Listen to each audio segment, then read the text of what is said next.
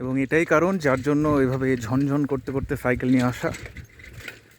শরৎ ভাদ্র মাস, কাশের দেখা যাতে পাই তার জন্য। এখনও ঠিকমতো বিকশিত হয়নি, কিন্তু অনেকটাই।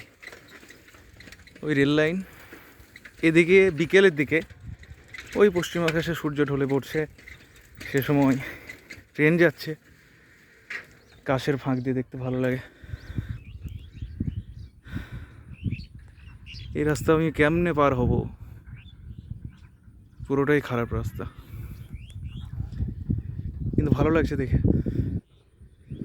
ক্যানালের ধারগুলোতে তো কাশফুল ভালো হয়, সুন্দর সবুজ মাঠ, নীল আকাশ। শরৎ হচ্ছে প্রিয় ঋতু। যাই, এখানে আবার কাদা, যদ্দূর দেখা যাচ্ছে সব কাশ। এখানে আমাদের কাছাকাছি অজয় নদ আছে, তো অজয় নদের ওখানটায় এখানে একটা ব্রিজ আছে, সেই ব্রিজের ওখানটায় প্রচুর পরিমাণে কাশ, পুরোটাই চট জুড়ে থাকে। এখানে কিছুই নেই সেই অর্থে, তবুও সুন্দর দৃশ্য। এখন একটু ফুটবে কাশগুলো, সবে ফোটা শুরু করেছে। এখন মনে হয় ভাদ্র মাসের মাঝামাঝি। আজকে কত সেপ্টেম্বর? 6, মাঝামাঝি সম্ভবত।